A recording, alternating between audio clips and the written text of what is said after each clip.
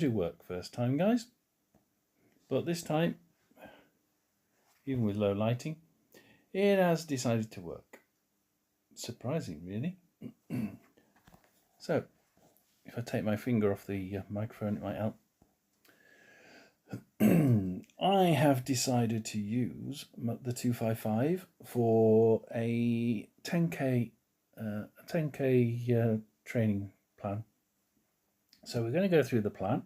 It's given me a nice short 9-minute run today, so that's a quick 2 minutes warm up, 5-minute gentle stroke medium pace run, 2-minute cool down. That's not too bad. Enjoyed it. It makes a change from going flat out and trying to get the pace to a nice level, a level stature for once. It also makes a change from trying to stop that first mile from being too quick. I live on a hill, so it's very difficult to go downhill in the first mile and not take too quick a pace. You're literally giving it a big stride and a nice low cadence and trying to get down the hill gently without doing too much damage to the legs by striding too far, but also not overdoing the energy by making the strides too short and making the cadence too quick. I did notice that for the first or second run, there was a lot of, in that first, the first part of the hill, the first half mile, it was always quite, the cadence was too quick, and the pace, the gap, the actual stride length was a little bit too short. For that sort of cadence, I would expect to be going a hell of a lot faster, and the pace was slowing down because I was trying to slow it down. So it does make a difference, and it's been quite how do you say, an experience to be running with the Garmin app and trying to get it, trying to understand how it's trying to make you run. The only thing I would say about the 255 so far is that it keeps giving me its suggestion in the morning, and it's constantly giving me 14-15 minutes per mile, which is absolutely absurd. I did a walking exercise yesterday, I think it was, and I was walking at about 15 minute miles, and I had a couple of sprints in there as well. So it's not going to get to 16 minutes, guys, absolutely not. I'd have to be really plodding along. So not sure why it's doing that. If anybody's got any ideas as to why it's deciding to tell me to do 14, 15, 16 minute miles, then please do tell me. I've upped the your experience level, because I had a low experience level, because I thought, well, I'll start with telling it that I don't run very often, which I wasn't doing because it was winter, and I'm predominantly a summer runner until now.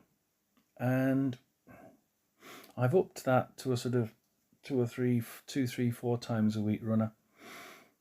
I'm going to see if it makes any difference over time. At the minute, it hadn't made much difference. And it was still saying sort of 12, 13, 14 minute miles. So a little bit disappointed in that. However, it is helping me to work out when I'm running too fast. It's also helping me to work out why, what the heart rate's doing and why the heart rate's doing it. I find laying one on top of the other. So you lay the gradient on top of the heart rate, for instance, or your gradient adjusted pace on top of each other, and I find that you can work out what's going on and why it's going on. So why is your heart rate gone up? Why is it staying up?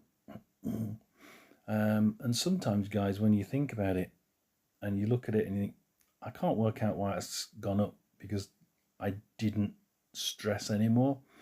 I didn't try and go faster. My pace didn't increase. My cadence didn't change. And you're thinking, well, something has to have changed. There's only certain things that you can't see and measure that happen. And one is your internal battery. Well, if you're only doing 3 or 4 miles, the chance of your battery running out is it's not great. But if you are a beginner and you don't eat well, you don't eat lots of things like fruit juice that can bring those quick energy releases to the muscles, then you could actually be running quite low. So that 40 minutes, 45 minutes that an average person can have in their energy levels in their muscles could be down 75%, and you could actually end up with a 10-minute run, and you're out of energy. So it is interesting. You do have to think of the things that you're not measuring.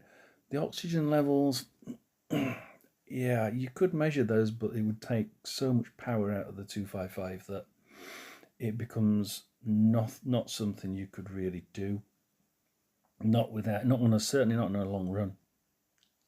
It would be interesting to do it on a short run and see whether your oxygen levels are causing your heart rate to suddenly go up or go up and stay up. So as a rule, you can do it, and you can work out whether it's the oxygen levels in your blood that are making your heart rate increase. But because of the energy loss, certainly on the 255, you probably wouldn't do it, because you'd be too worried that you're going to run out of energy at some point on the watch, and you'd just lose the data completely. So do think about those things that you can't measure, and try and bring those into the frame. What we always say is, if you're going to try and see whether it is, for instance, your breathing, do a baseline run. Do a baseline run at a certain rate.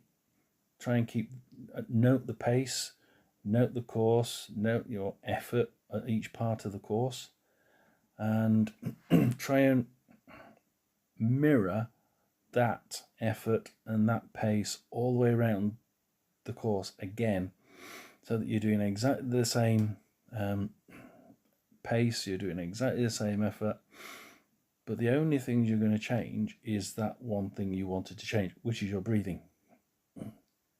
So you try and keep the same pace, the same cadence, the same stride length, excuse me, and you try and make sure nothing's changing apart from that, in this case, that one variable, your breathing. And then what you do at the end is you say, well, actually, I found it quite hard to keep that up, but I did feel a lot better. Because if it actually does make a difference, you'll see the heart rate suddenly drop down, because it's not having to pump as great, because you're giving it more oxygen. And if that happens, and that was your problem, everything else has stayed the same. The pace has stayed the same, stride length stayed the same, stride cadence has stayed the same. You finished it in the same time, but your heart rate was, 10% lower. And that was your problem. But you can only do that if you keep all the different variables exactly the same, or as close to the same as you did when you noticed you had a problem, but didn't know what it was. So do try a few test runs. Give yourself a baseline. Try and do the test run after that against the baseline with an eye on keeping everything exactly the same. Can't be done with stride length, because obviously if you change stride length, you would have to change that would change either the pace, or you'd have to change your cadence so that the pace stayed the same. So you've got cadence, pace, and stride length. 2 of those will change at any one point, and the third one can stay the same. So you'd try and you choose which one you're going to keep the same, pace or cadence, and you'd run trying to keep what variables you can exactly the same, and just change the one that you're wanting to change in, i.e., for instance, the stride length. And on that case, you would ignore perhaps the pace, because you know the pace is going to increase because I'm increasing the stride length, or decrease because I'm reducing the stride length.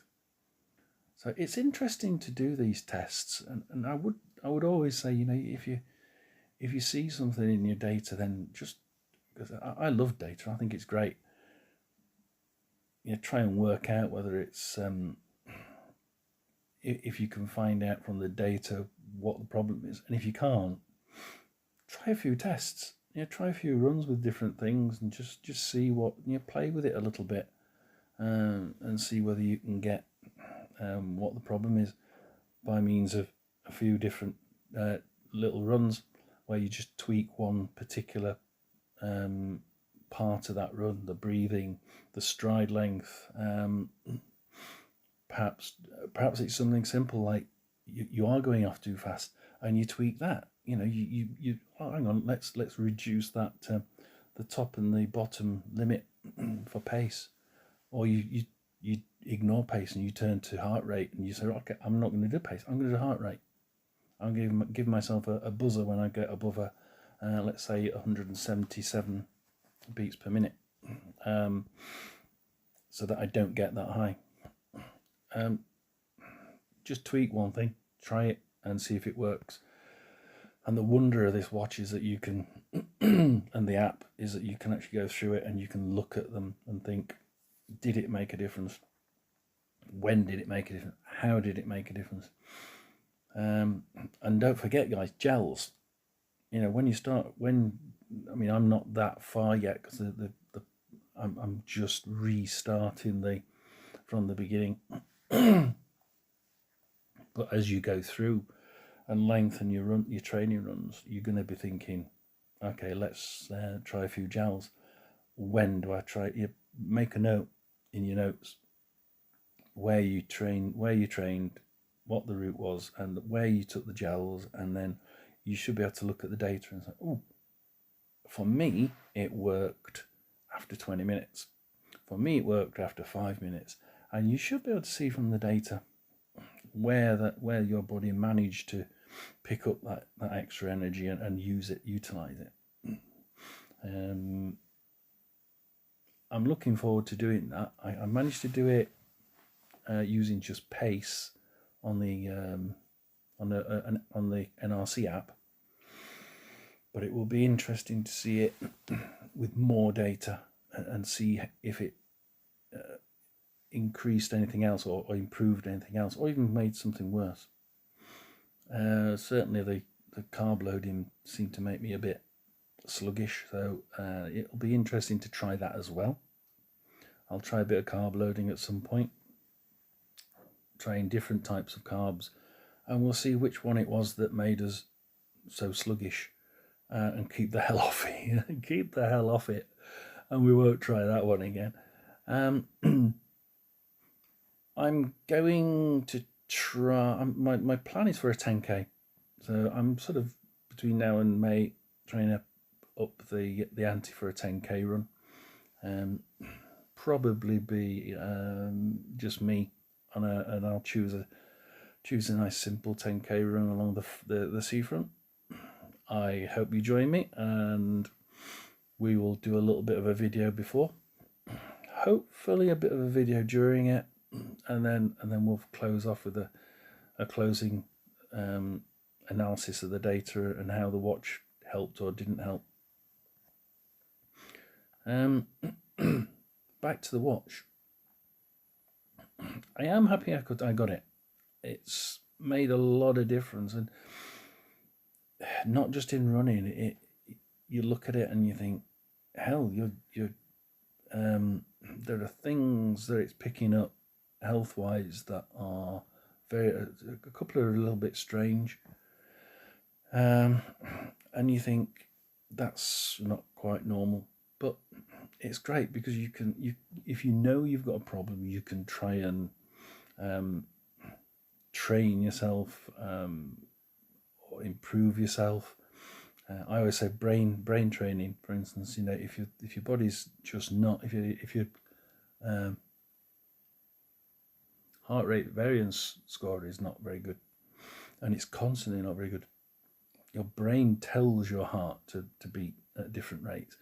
If you do a bit of brain training, I'm quite convinced that by speeding up the brain, you can actually speed up its response to the brain's response to how quick it needs to change the heart. So you could actually improve it.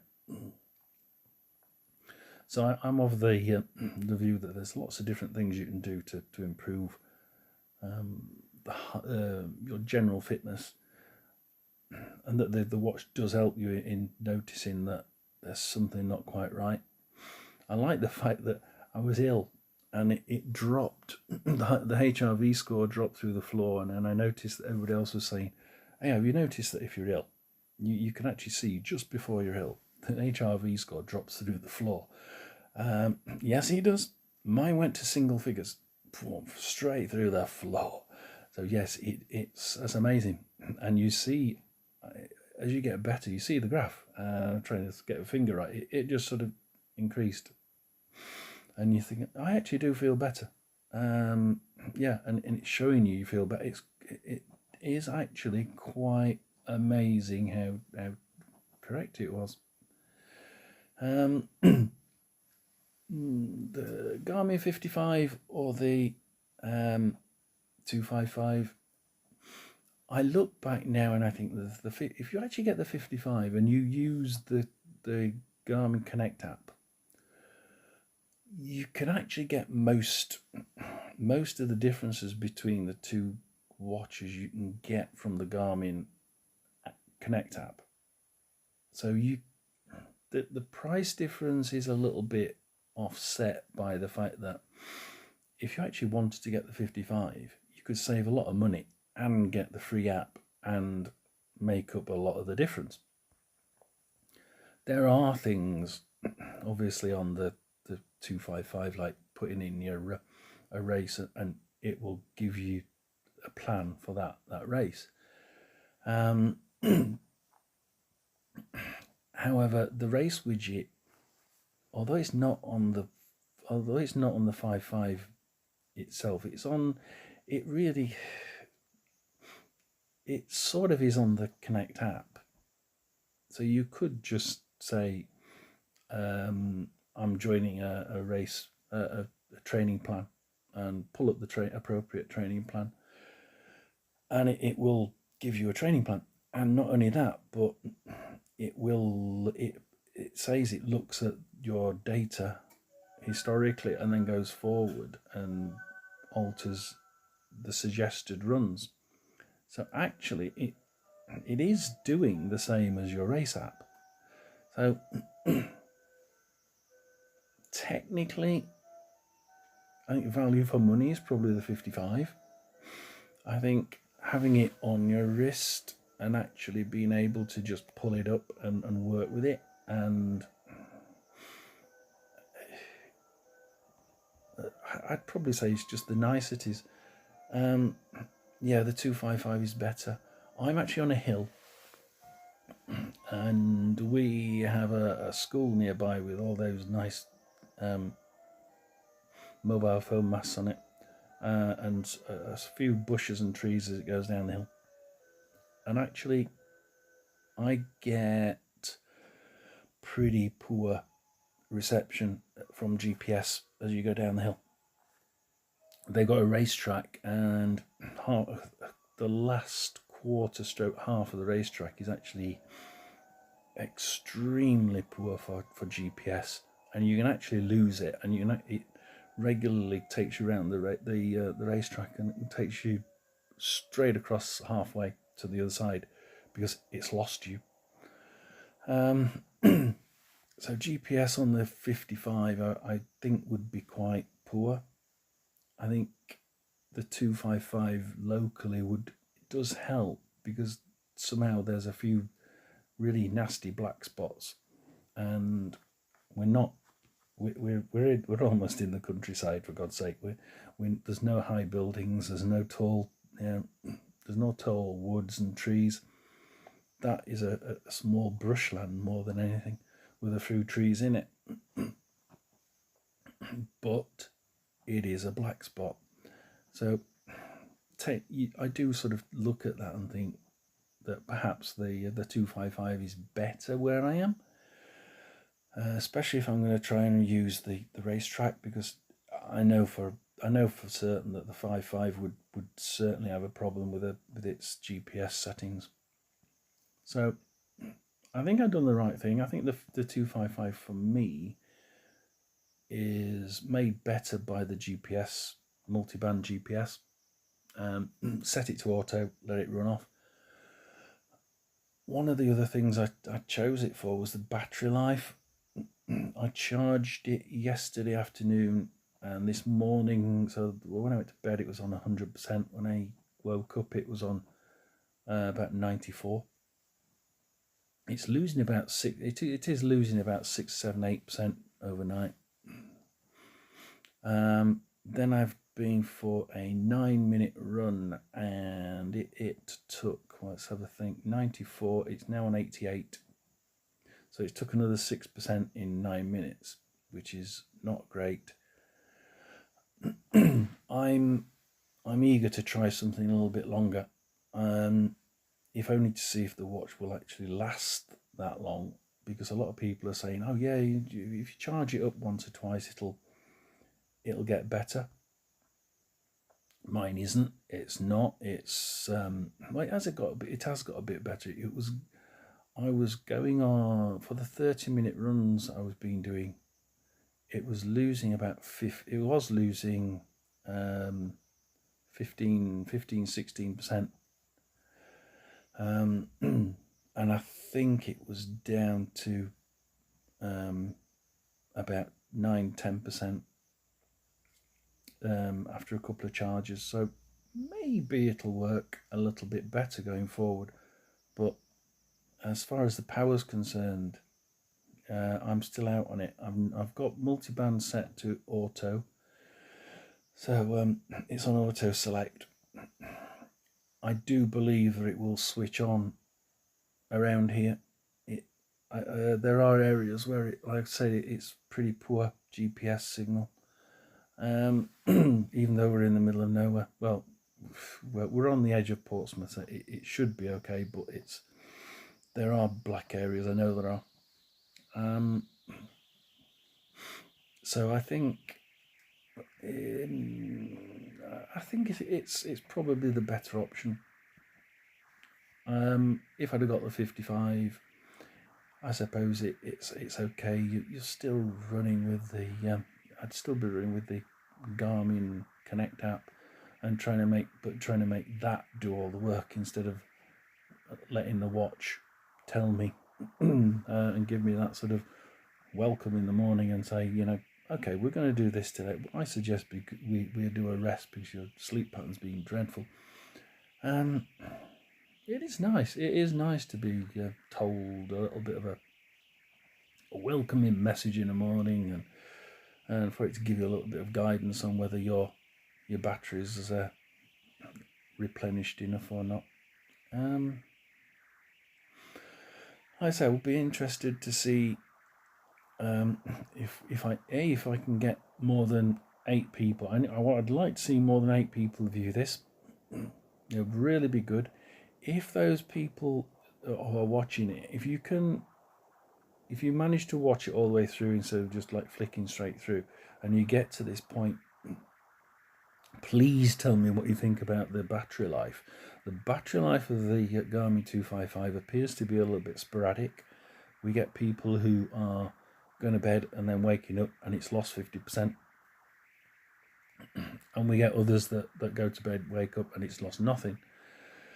I'm losing about 6 on a run with everything set to standard, and including the GPS set to auto. I've set I've changed the screen as well.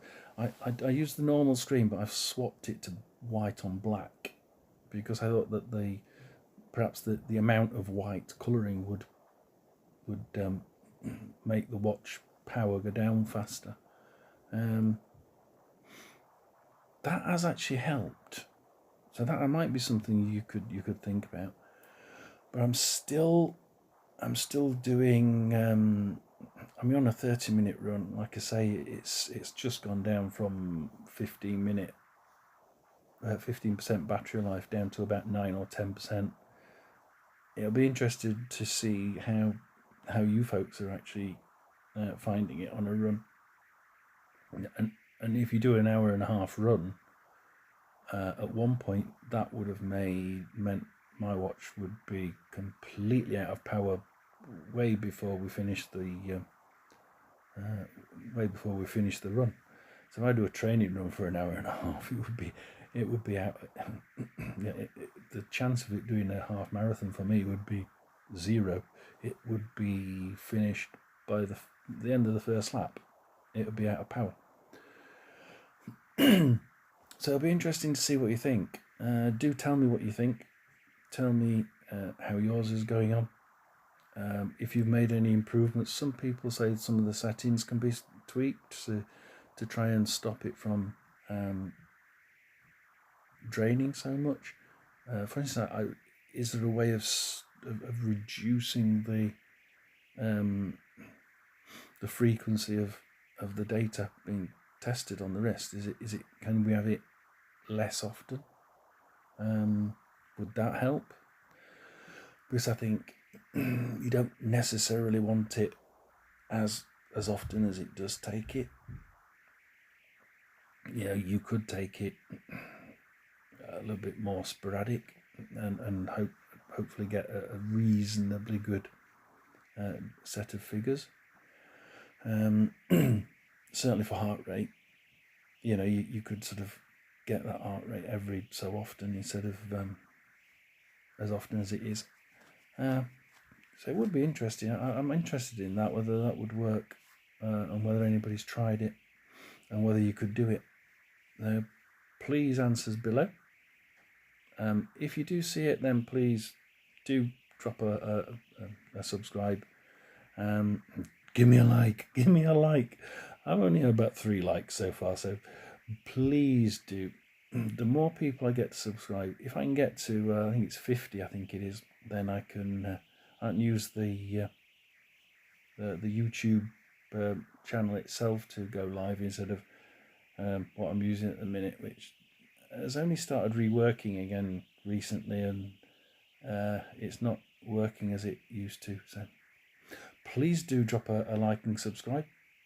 I will see you again after a couple of more training runs for my 10k, and I will try a few different things with the watch to see if I can increase the power or decrease the power usage, and I will get back to you, and hopefully there'll be some good news.